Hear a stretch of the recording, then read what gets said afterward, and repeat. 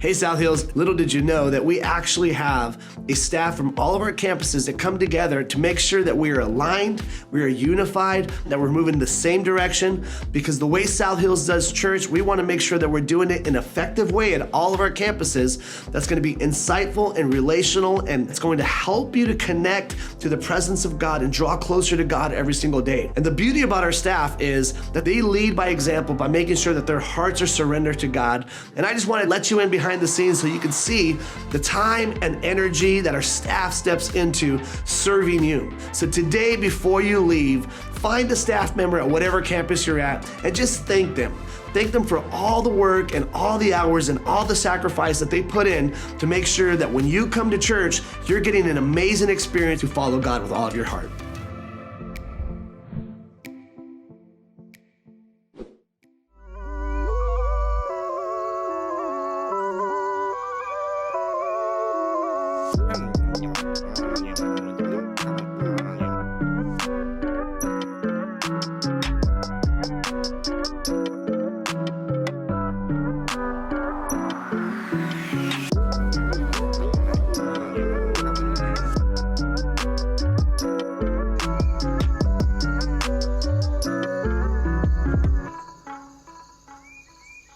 Here with you guys. My name is Chris Kretzu. I'm the campus pastor here, and I love what Pastor Moses, our senior pastor, was saying. He was just identifying and pointing out and articulating the incredible team that we have as a church. It's not just this one campus. South Hills has multiple campuses, and I love that we get to be here together and to be able to be a part of this community together, and the staff at all of our churches, but also here at Costa Mesa. There's a lot of times we thank our volunteers, and I don't know that I publicly thank our staff enough, but especially after the last few weeks of the egg hunt with over 800 people, the doggy egg hunt with 75 people and 35 dogs, not that anybody's counting, but 35 dogs and Easter sweaters. And then after Easter services, we did 3 Easter services this past Sunday. We had about 425 people between those 3 services, and so much fun together. And so I do want you guys, I want to ask you guys, if you see a staff member on your way out, if you know who one of the staff members is, please just give them a high five, tell them thank you, and let them know that you appreciate them. We are finishing up our series today called Worth Repeating. We have been in this series all month, and we've been looking at some of the last things that Jesus said in his life. And last Sunday, obviously, was Easter. We were able to celebrate Easter together, which was so much fun. And we're wrapping this series up today. I'm excited to jump in here with one of the last things, or actually the last thing that Jesus said, and so I'm excited for that. I've been a pastor full-time for almost 17 years, 16, 17 years, somewhere in there, and I remember it was not long after I had my first job as a pastor. I wasn't the lead pastor. I was just one of the pastors. And I remember when it came time for me to do my first wedding, to officiate my first wedding. And it wasn't a couple that asked me to officiate their wedding. I was told by another pastor, "You're going to officiate that couple's wedding." And I was like, okay, not really sure. I'd never done it before. I don't want to screw this up, and it was a nightmare. No, I'm just kidding. I was very nervous, but I felt way over my head because I wasn't even married at that point. I was single, and so I'm going to now talk about marriage and commitment and love, and I didn't even know how to be in a healthy relationship, let alone a marriage relationship, and so it was really scary. I felt way over my head. I went through to the day, I went up to the couple, met them on the day of the ceremony, and we were talking a little bit, and they're like, "Oh my gosh, how many weddings have you done?" And I said, "How long have you guys been together?" Just like, let me avoid this question altogether. And so everything went fine. They got married and said, "I do." And I blacked out somewhere in the middle, but it turned out okay. But I felt way in over my head. And I don't know if you guys have had one of those experiences where you felt like you got kind of pushed into doing something maybe before you were ready. You didn't feel confident. You didn't necessarily maybe feel like you had the experience or the knowledge. But it's not just stuff that we experience as adults. This happens all throughout our life. I remember when I was a teenager, I grew up in North Carolina, and I started my driving test in North Carolina. No, it wasn't on a tractor, which is what everybody assumes. But I started my driving test when I lived in North Carolina, and I remember I would drive through like back roads and stuff, but I remember the first time that the driving instructor wanted me to get on the freeway. Does anybody else remember that? That first time driving on a freeway, I was terrified. I was like, oh, I don't know if I should do this. Like, I'm not sure if I'm ready. I remember with my son, he's 10 now, my older son, I remember when he graduated from a bike that had training wheels to a bike without training wheels. And if you've ever helped a child go through that phase, no kid has ever really been like, yeah, I'm totally done with training wheels. I'm ready to go without it. They're all a little bit terrified. They're a little bit scared. I'm not ready. I can't do this. But as a parent, there's a sense of, no, you are ready. You can do it, and I'm here with you. So this is something that we really kind of experience all throughout our lives in different ways. We know what it feels like to be put in a situation where we don't necessarily quite feel ready. One of the things that's funny when you read the stories throughout the scripture, Jesus interacting with the disciples and some of his other followers, is you see kind of that theme come up over and over again, where the disciples, whether they are saying that they don't feel ready, or maybe even as we're reading these accounts of Jesus's life and the way the disciples responded, we're like, oh, I don't think that they're ready. It's interesting, when Jesus has this confidence in their abilities and their capabilities and what they're able to do, he was always pushing them into situations where they felt like they were in over their heads. A few examples, these are all in the gospel accounts of Jesus' life, but there was one time, you may be familiar with the story where Jesus feeds the 5,000. And in that story, the reason why those 5,000 people got fed is because Jesus was on a hillside preaching. The disciples came to Jesus because it was kind of getting close to dinner time. And they said, Jesus, you need to send these people away so they can find food. It's dinner time, and they're getting hungry. And Jesus tells the 12 disciples, no, you feed them. And my wife doesn't love when I invite someone over to dinner without letting her know, like one or two people over to dinner without being able to plan. But this is 5,000 plus people, and all of a sudden in this minute, they have to figure out how are we going to make this happen. And obviously Jesus steps in. There's another time where the disciples continue to struggle with the number of people and the crowds that are gathering around Jesus. And they weren't trained on crowd control or anything like that, but they're trying to figure out how do we do this? Jesus was always reaching and caring for and ministering to people that were kind of on the fringes of society, people that would have been uncomfortable for the disciples to be around. There's all these different experiences where the disciples, you kind of get this idea that they were constantly being pushed into a place where they didn't necessarily feel like they were able to or ready to do what they needed to do. And I think that we can probably all relate to that in one way or another. Last week, like I said, we were talking about Easter and the resurrection. And again, I don't need to go through the whole thing, but you have Jesus' closest friends and disciples, Jesus' mother. They see this trial. They see Jesus crucified. They see his lifeless body taken off the cross and put in a tomb. None of them are waiting on that first Easter Sunday for Jesus to be resurrected. They all believe that he's dead. None of them thought that he would ever die. They all were afraid, worried, confused, upset, grieving. None of them were counting down backwards on that first Easter morning. 10, 9. Like none of them were that confident. Yet Jesus is resurrected, and he speaks with the disciples. He speaks to his followers. He shows up. He has this conversation. And you can kind of imagine the emotional and the spiritual highs and lows that they were all experiencing all over the place, the confusion and the joy, the hope and the fear, all of these feelings back and forth, both of them together.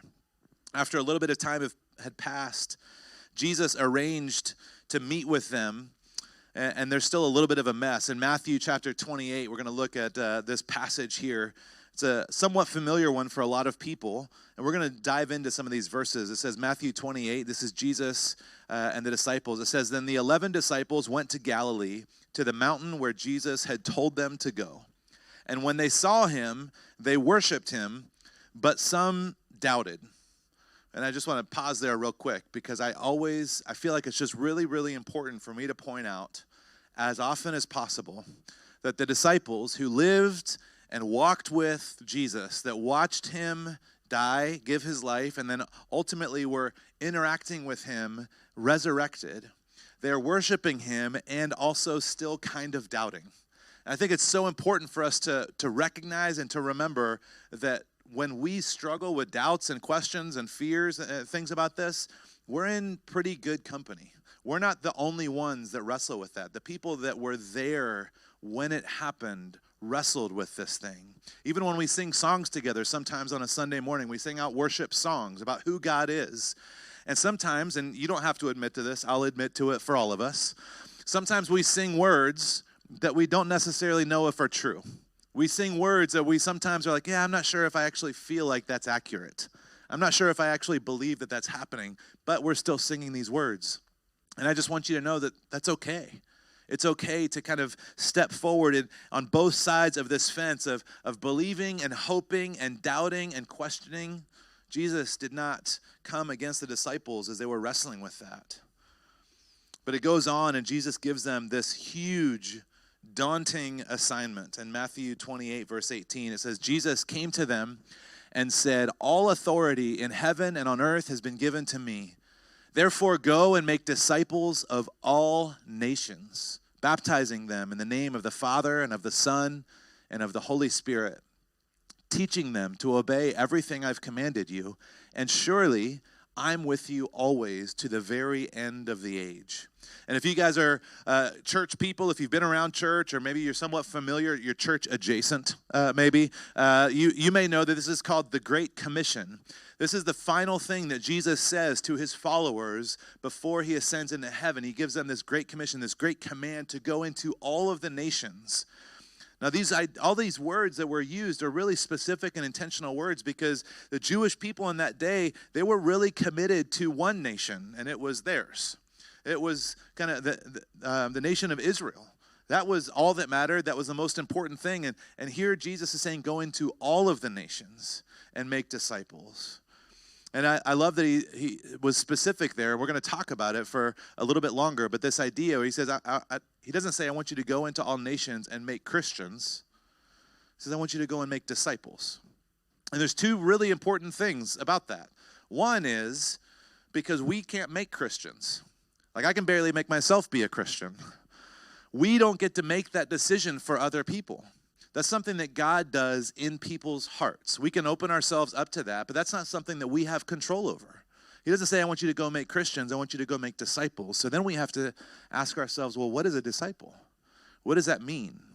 And he goes on and he says, make disciples of all nations, baptizing them and teaching them to obey what I've commanded. It's interesting because he doesn't say, teach them everything that I've said. Make sure that they have everything memorized. He says, teach them to obey the things that I've said. And so I want to spend a little bit of time because if there was ever a time where someone may have overestimated a person's abilities, I feel like it would be in this moment where Jesus is talking to these 11 disciples who only a couple days ago had given up hope entirely that Jesus was the Messiah. They were hiding in their homes, fearful for their lives. And in this moment, these people, some of them had denied him, some of them had run from him, some of them had been hiding. None of them were fully confident. They're still doubting even while they're worshiping. It's in this moment that somehow Jesus communicates to them that you are the people that are going to carry the message of God's love around the world. The terrified, doubting, somewhat weak, one of you is no longer here because he betrayed me. This group of people are the ones that I'm relying on. But he's not just talking to that 11. When he says this, he's really talking to everyone who would eventually believe in him.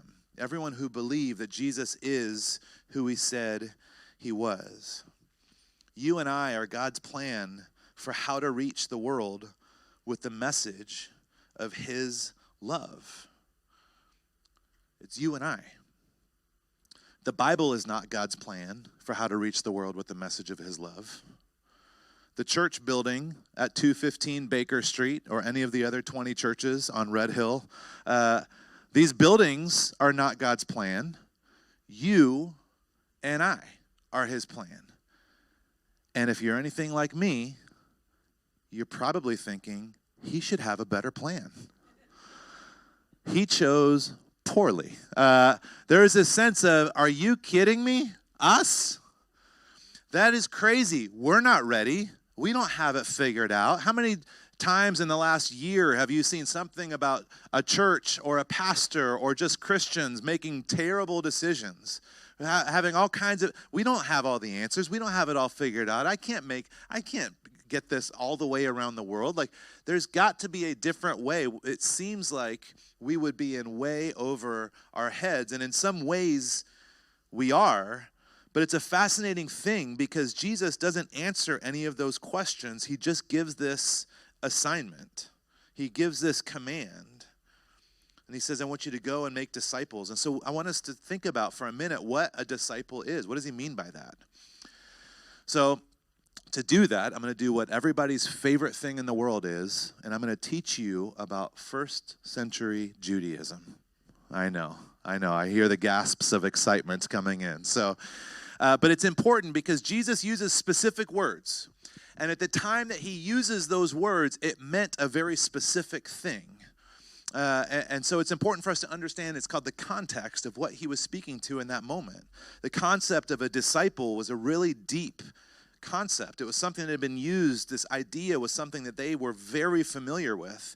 And Jesus didn't use it because there wasn't a better word to use. He used it on purpose because of what it means. So I want to give you guys this idea, and I'm going to start off, and again, this is kind of ancient Judaism. This is the way that it would look.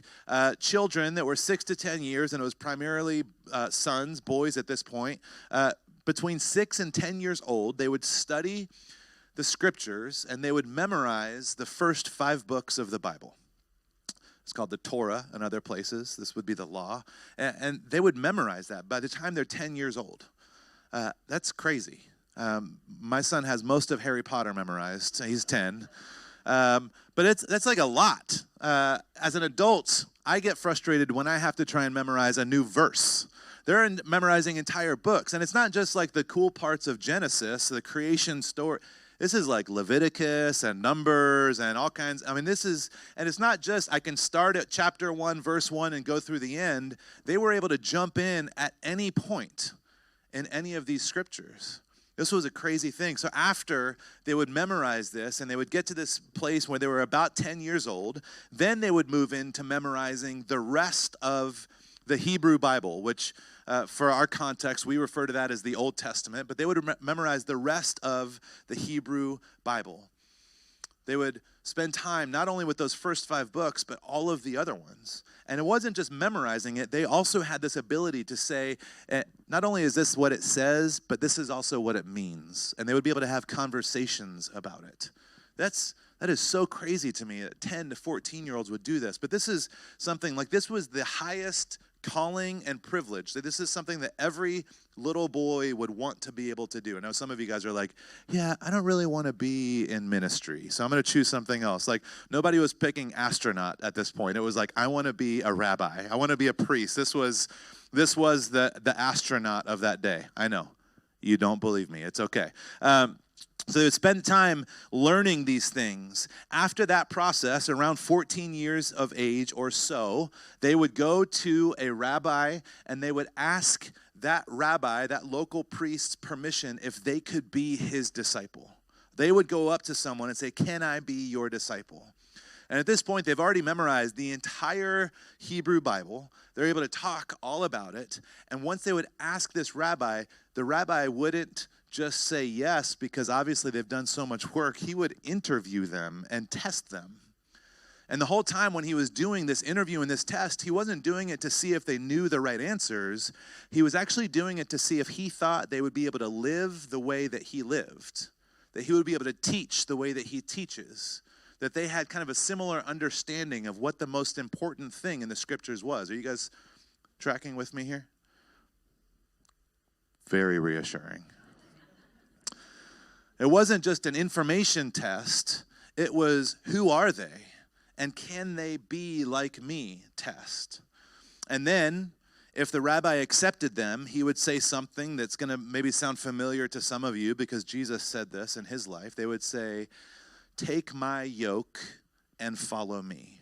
take my teachings, the way I understand the scriptures, and follow my teachings, follow the way that I interpret and live my life. And then they would spend the rest of their life following and studying and learning, not just the information that's in the Bible verses, but how to actually live it out.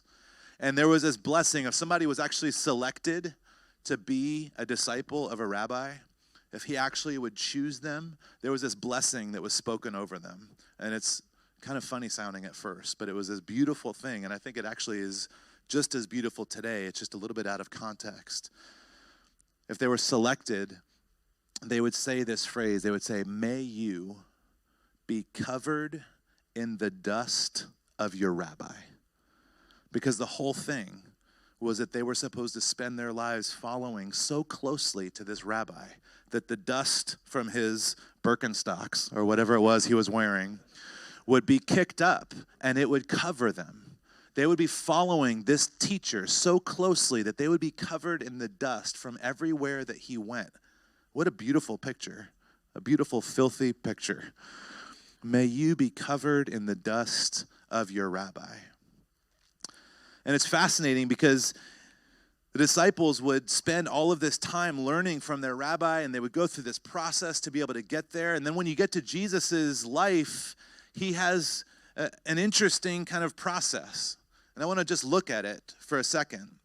It's in Matthew chapter 4. It says, "As Jesus was walking beside the Sea of Galilee, he saw two brothers, Simon, called Peter, and his brother Andrew.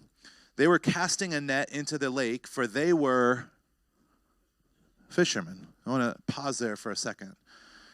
When these children, they would go through this process, when they go to a rabbi and say, "Can I be your disciple?" and the rabbi would interview them, if they were the top of the class, if they were the best of the best, he would often say, "Yes, you may be my disciple." And if they weren't, he would say, "Why don't you go learn the family business? Why don't you go become a carpenter? Why don't you go?" And they would move them into some other sort of trade. So you have Jesus walking along here, and all of a sudden, he sees these two men, and they're casting their net into the lake because they are fishermen, a.k.a. religious school dropouts. Or maybe not dropouts, they just weren't quite good enough. They didn't have what it took to be the top spiritual person, to become a disciple of that priest or that rabbi. It goes on, Jesus says, "Come, follow me, and I'll send you out to fish for people." At once they left their nets and followed him. Going on from there, he saw two brothers, James, son of Zebedee. Everybody say Zebedee. It's fun. It's like one of the more fun Bible names to say. They saw these two brothers, James and John. They were both in a boat with their father, Zebedee, preparing their nets because, again, they were fishermen. And Jesus called them, and immediately they left their boat and they followed him. Jesus, as this rabbi, which is what he was, he goes along, and instead of waiting for these religious students and the top of their class to come and ask to be his disciple, he went along and he chose people that had flunked out, that were not good enough, that didn't make it to the top, that were not selected, the ones that somebody had told them, "You know what, you should probably just take over the family business. I'm not sure if you're going to be good enough or religious enough, or if you're capable of actually living the way that you should live as one of my followers, as one of my disciples." This is who Jesus goes and finds. And he goes on, and every person that he picks is this crazy ragtag group of disciples. None of them were already disciples. They were all doing other things. This is who Jesus chooses to follow him. Jesus chooses this group of people because he believes that they are able to do what he's teaching. They're able to carry out the way he's inviting them to live.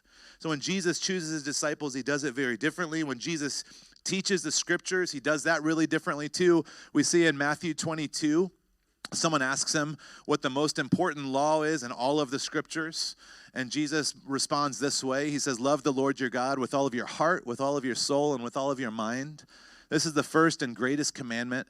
And the second is like it. Love your neighbor as yourself.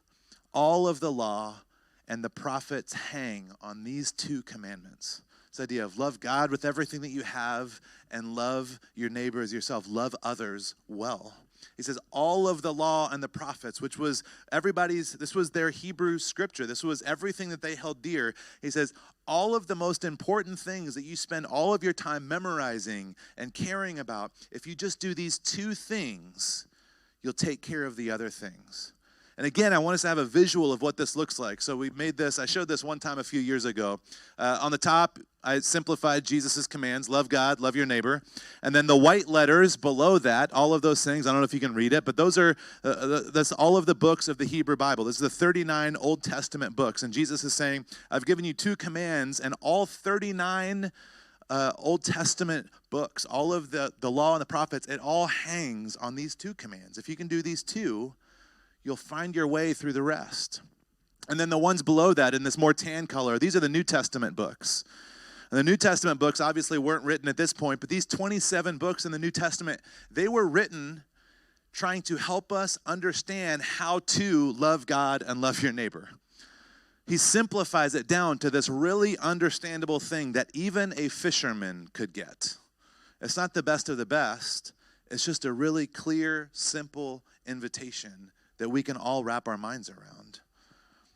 And Jesus says, go and make disciples. This is where the rubber meets the road. This is where a disciple would take what they've learned from their rabbi and their experiences in life, and they would teach others. They would show them how to live, how to understand this idea. Jesus expects you and I also to take what he taught us, the way he lived his life, and to invite other people to experience that. It's not just that Jesus expects us to do that. It's actually much more beautiful. It is this incredible picture because Jesus believes that we can do that. Jesus believes in you. He's called and chosen us to follow him. Oftentimes, I'll talk about this idea of what does it mean for us to believe in Jesus? You hear it all the time. Do you believe in God? Are you a believer? And it's always this idea of us believing in this spiritual higher power, who God is. How often are we reminded of the fact that Jesus believes in us? He doesn't wait for the best of the best to come and have really selective processes. He says, no, you can do this. You didn't make it to the top levels of the religious training. It's okay. You can do this. You didn't make it through all of the classes. It's okay. You can do this. You have a really unfortunate past and a crazy history. It's okay. You can do this. To other disciples, tax collectors, and people that were causing all kinds of issues, it's okay. You can do this. To you in this room and your story, whatever your past is, whatever your mistakes, your scarlet letter, your issues, your doubts, like the disciples had when they're standing in front of Jesus, still doubting, Jesus would look at you and say, it's okay. You can do this. I believe in you to be able to do this. And not only do I believe in you, but I'm actually relying on you as my plan A to reach the world with a message of God's love. Jesus chooses you and is still choosing you. He believes we can live this out. We can follow the way of Jesus. And when it feels terrifying and hard or frustrating or confusing, there's this beautiful promise that he puts at the end of this last thing that he says. And it's worth repeating. I did that on purpose. To ourselves when things are difficult. He says, I am with you always to the end of the age. You can do this. You are the plan. With all of your issues and your struggles and your mess ups, the joke that everybody says about how lightning might strike me if I walk inside the doors of a church, Jesus would not think that joke is funny because they are also the plan. He believes that we can do what he did, that we can live loving God and loving others. And he tells us then to go out and to make disciples. So again, we're not making Christians, we're making disciples. A disciple is just someone who follows so closely to their teacher that they're covered in his dust. They follow so closely. I'm going to follow each step by step, navigating my relationships and my work and my life the way that Jesus would want me to do it. This is what it means to be a disciple. It doesn't mean having all the answers. It doesn't mean having to be able to quote all of the scriptures. It doesn't mean having, the most faith of anybody that you know. It just means I am following as closely as I can because Jesus called me and invited me and believes that I can do it. It's a big assignment. Go and make disciples of all nations. I think that I wanted to try and figure out a way to simplify this because I think even though I said over and over and over again that it doesn't mean you have to be the most religious person or know everything and all the verses and all the answers, I think that we all still kind of be like, yeah, but I probably got to know most of them, right? Like there's a sense of I have to be religious enough. I have to be spiritual enough. But over and over through the scripture, when Jesus would talk about what this looked like, it wasn't about this high, powerful, beautiful religious process. It's something that he told people to do that my 6-year-old loves to do. It's something that all of us did when we were 5 and 6 years old at school. It was our favorite part of school. It was called show and tell. Show and tell is something that everyone can do.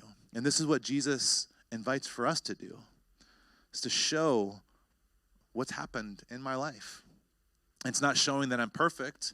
It's showing that I used to struggle with something and now I've been able to move in a different direction. Or I used to be overwhelmed by this habit or this addiction, but I found freedom. Or this relationship was broken and hurting, but it's healed now. Or I used to feel hopeless, but now I kind of have this sense of peace. Showing that things have changed in our hearts or in our minds. Not that I'm perfect, but that something has happened. And then simply telling people, well, I don't know exactly how it all works, but here's some of the bullet points of what happened. I got connected to a person. I went to a church. I started going to a Bible study with friends or listening to sermons online or whatever it might be.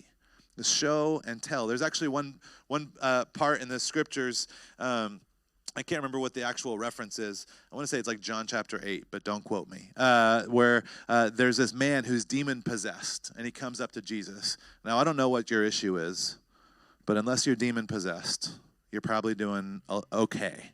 This man comes up, and Jesus heals him. And the man says to Jesus, "Can I follow you?" Do you know what Jesus said? No, you cannot. He didn't want the man to just come and just listen to Jesus' teachings for the rest of his life. He told the man, no, you can't follow me. I want you to go back to your home and tell people what happened.